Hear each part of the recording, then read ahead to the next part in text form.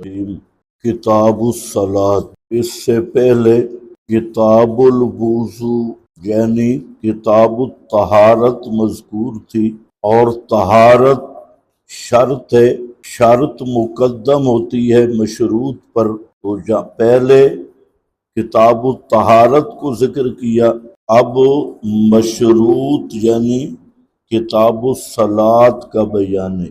دوسرا ربط یہ ہے کہ کتاب الصلاۃ یہ مقصود ہے اور کتاب الطہارت یہ تمہید ہے۔ تیسری وجہ مناسبت اور ربط یہ ہے کہ طہارت دو قسم پر تھی، طہارت حسی اور طہارت معنوی۔ کتاب الوضو غسل وغیرہ میں طہارت معنوی حسی مذکور تھی، اور کتاب الصلاۃ میں طہارت معنوی مذکور ہوگی۔ یہ تین طرح کا ربط ہے کتاب الصلاۃ کا کتاب الطہارت کے ساتھ یا وضو کے ساتھ۔ نمبر 2، صلاۃ پھر لغت میں نماز کے متعدد معانی ہیں۔ نمبر 1 الدعا، جیسے خذ من اموالہم صدقہ وصلی علیہم، ان کے اموال سے صدقہ لو، وصلی علیہم، اور ان کے حق میں دعا کرو۔ اسی طرح کل قد علم صلاتہ و تسبیحہ، کل قد علم صلاتہ و تسبیحہ، صلاتہ دعاءہ، جہاں بھی صلاۃ بے معنی دعا ہے۔ نمبر 2، ابن اسیر نے نہایہ میں، ابن اسیر کی کتاب ہے النہایہ لغات الحدیث پر، جیسے امام راغب کی کتاب ہے مفردات القرآن لغات قرآن پر۔ اسی طرح امام ابن اسیر کی کتاب ہے النہایہ، یہ ہر عالم کے پاس ہونی چاہیے، النہایہ، جس میں لغات الحدیث انہوں نے بیان کی ہیں۔ تو وہاں الصلاۃ کا معنی کرتے ہیں التعظیم، ایک معنی کیا ہے؟ التعظیم، جیسے اللہم صلی علی محمد، اللہم صلی علی محمد کا معنی اللہم عظم محمدن فی الدنیا بإعلاء ذکرہ بإظہار دعوتہ بإبقاء شریعتہ وفی الآخرہ بتشفیعہ فی امتہ وتضعیف اجرہ ومثوبتہ۔ اللہم صلی علی محمد کا کیا معنی ہے؟ اللہم عظم ہو یا عظم محمدا، صلی بمعنی عظم محمدا فی الدنیا وفی الاخرہ، دنیا میں عظم کا کیا معنی ہے؟ بِإِعْلَاءِ ذِكْرِهِ، آپ کے تذکرے بلند کرنے کے ساتھ، بِإِظْهَارِ دعوتِهِ، آپ کی دعوت ظاہر کرنے کے ساتھ، بِإِبْقَاءِ شریعتِهِ، اور آپ کی شریعت کو باقی رکھنے کے ساتھ، بِإِظْهَارِ دِينِهِ، اور آپ کے دین کے غلبے کے ساتھ، وفی الآخرہ، اور آخرت میں، بتشفیعہ، آپ کو مقام شفاعت عطا کرنے کے ساتھ، فی امتہ وتضعیف اجرہ، اور آپ کا اجر بڑھانے کے ساتھ اور ثواب بڑھانے کے ساتھ۔ یہ عظم صلی کا معنی روح المعانی نے بھی کیا، اور ابن اسیر نے النہایہ میں بھی کیا۔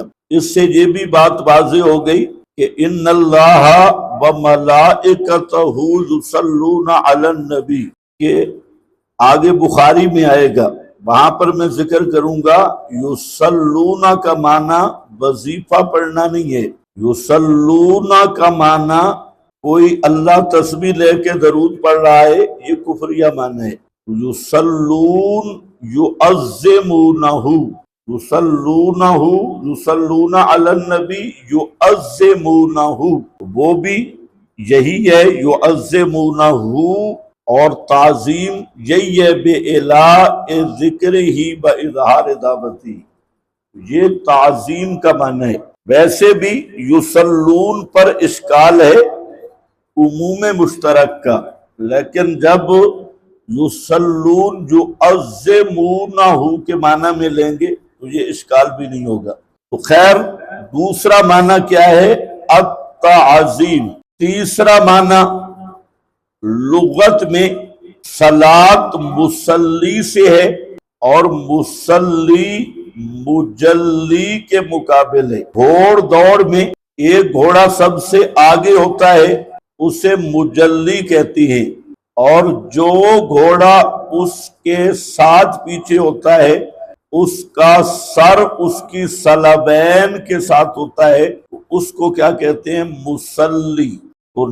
تین اور چوتھا معنی اس کا ہے سلیۃ العصا بالنار، یہ سلیۃ العصا بالنار سے ماخوذ ہے۔ اس پر اشکال ہوگا اشتقاق کا، لیکن یہ اشتقاق کے اکبر ہے۔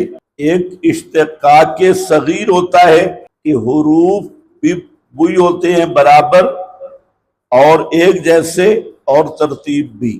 ایک اشتقاق کے کبیر پڑھا ہے آپ نے صرف میں، بنائیوں میں، اس میں ترتیب آگے پیچھے ہو سکتی ہے، اور ایک اشتقاق کے اکبر ہے، اس میں ادنا مناسبت کافی ہوتی ہے۔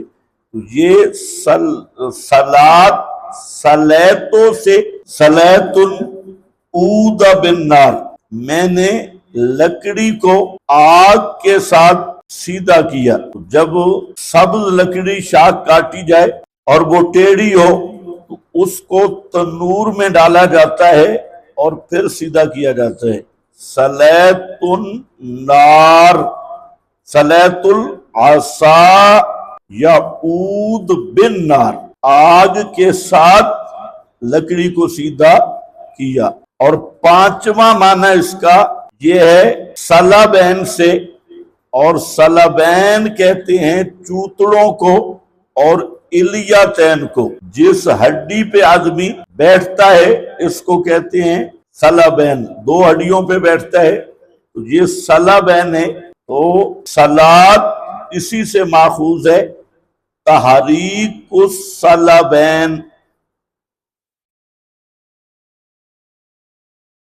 کتنے معنی ہو گئے؟ 5۔ پہلا معنی کیا تھا؟ الدعا، دوسرا معنی التعظیم، تیسرا معنی المصلی سے یعنی دوسرے نمبر پہ آنے والا، اور چوتھا معنی سلیۃ العصا یعود بالنار، اور پانچواں معنی تحریک السلبین۔ یہ 5 معنی ہیں لغت میں۔